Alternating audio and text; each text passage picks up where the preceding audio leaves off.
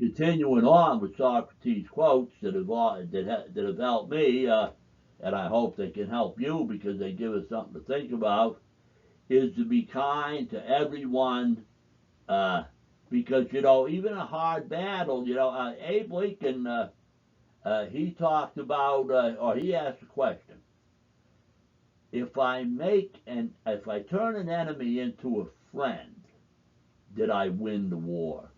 So let us say that when we engage with principled people, I can recall when Democrats and Republicans were all playing, I'm going to say, on American teams, that they really wanted what's best for America's future. They really wanted a freedom, law and order, security, but they wanted a better life available to all young people, to everyone, future generations of Americans. Sadly, it looks like today that we have people who want to be dictators, emperors, technocrats who want to, are claiming that they're going to get control, they'll make all the decisions, and nobody's got to worry about everything because they're going to be in charge. Sad. I'll tell you, I think history will prove that this so-called efficiency stuff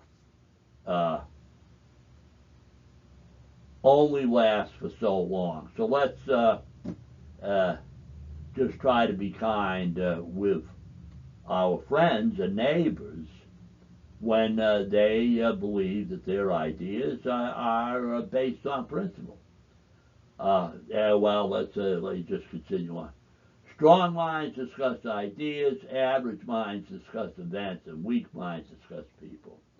So there's Socrates, and I love this one because it makes me think of one orange clown crybaby, the pusillanimous, flip-flopping, populist Donald Trump, who thinks that a political debate is like one of these smear campaigns that he would have got from his old political advisor, Roy Cohn, of the Red Scare, the Army McCarthy hearings, and all of that stuff. And Roy Cohn, known as the CEO of the Favor Bank. Well, all I can tell you again is, and again, it was dirt, because the politically astute know, dirt. Dirt was also Jeffrey Epstein's formula for understanding the stock market.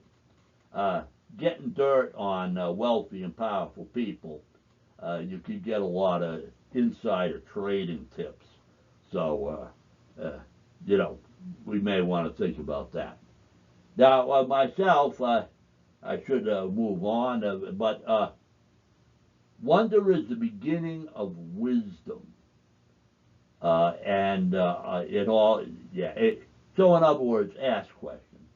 Young people ask questions. Ask your friends questions. Well, let's not get so locked in to a specific belief system that we fail to ask questions. And I'll tell you, when I chose to be angry, when I thought I knew everything, I didn't ask too many questions. As American citizens, we have a right to ask questions, and I think we also have a responsibility at the time to listen. And here we go. To think for yourself, to find yourself, think for yourself. I only found fulfillment through self-honesty and change, and accepting criticism when due.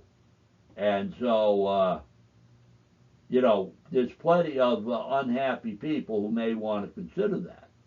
But we have to ask, uh, uh, we have to ask our leaders questions. We have to ask when we read a news article, wherever we may get it from, do we ask questions about it?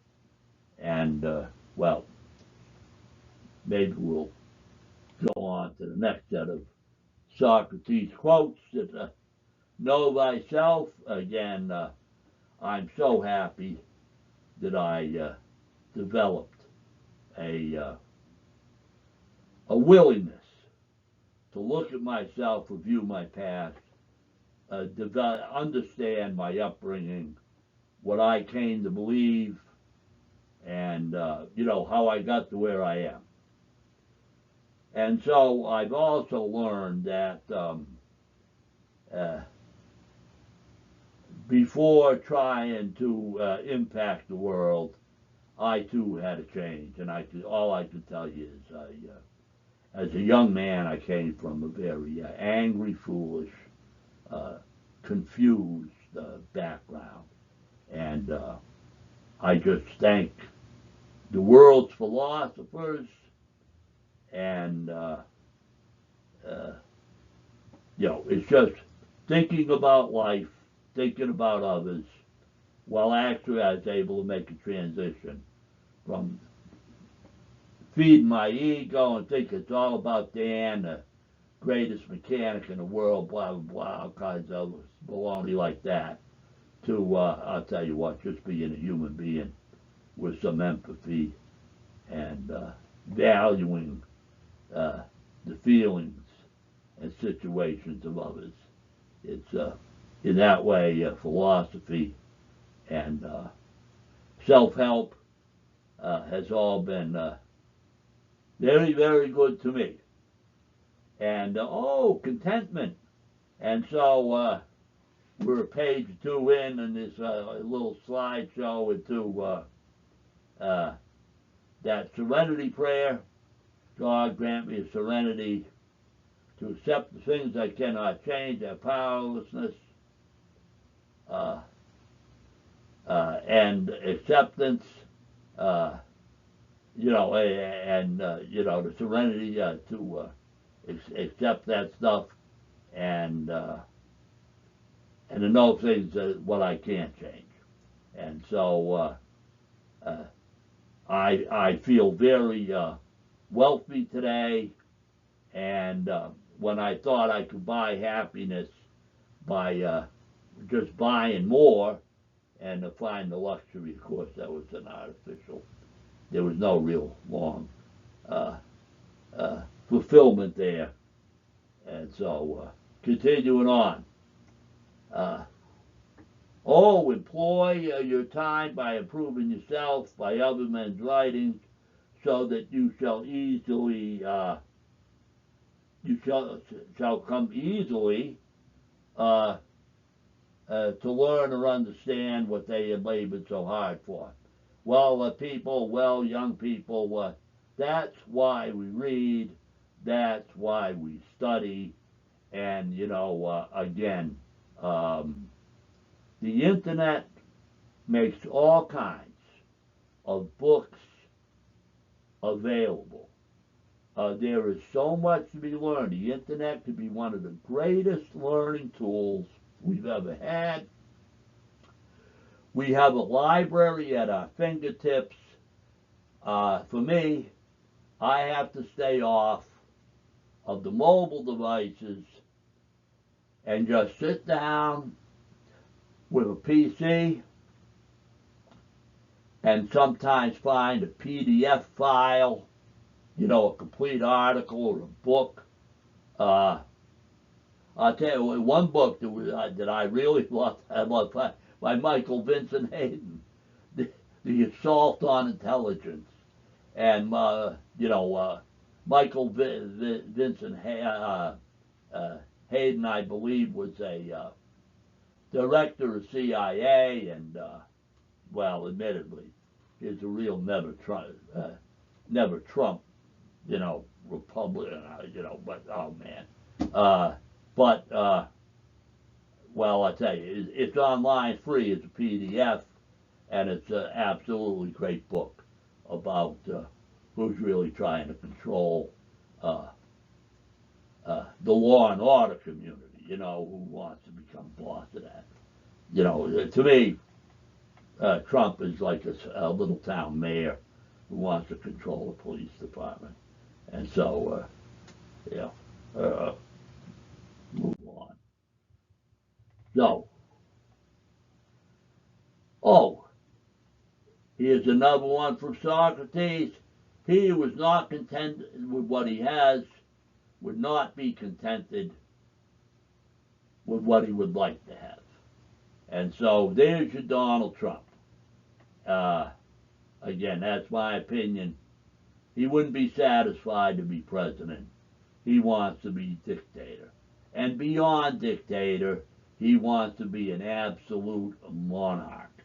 He wants to be like an emperor. He has expressed that. He is not interested in anybody's ideas. He's not really interested with any possible threats to his throne. And that's why he'll always be interested in second raters as a vice president, and anybody that goes into partnership with him, you want to watch out because he's got a track record of stabbing, figuratively, his wives in the back, his partners in the back. Look at the USFL. Look at those kids that trusted him in that Trump business school or college. Oh my God, what a freaking grifter! All right, now here we go. Well, actually, uh, I've been known to. When I was a kid, I had a little too much to drink, but I am my own problem, is what I believe. And here's Socrates on a whole run through on that.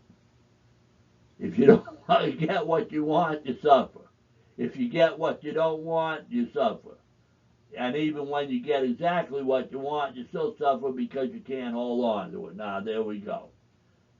My mind is my predicament, and really that's why I have to change my heart and allow myself to enjoy life, change, nature, people as they come. And ooh, that's right, my lazy self wants to be free of change. I want everything to be just the way I expect it to be. I want no pain. I want no obligations. Now here we go, all of this stuff. But change, of course, is law, and no amount of pretending will alter that reality. So yes, every day in life, we must work to maintain it. And anybody telling us that they're going to take care of everything for us, they're flat out lying. And even the idea of going backwards, right there, that's utter baloney. It is an insult right in our face for a guy who wants to talk about making America great again, going backwards. Nonsense. He doesn't want to go back in American history. I have to believe he wants to go back, all the way back to, let's say, Roman or ancient times when slavery was okay. Because that's really his idea, and I think the Republican idea and the technocrat idea of labor management relations is actually slavery. See, because he's above the law and the rest of us like we're nothing. At least that's my interpretation on it.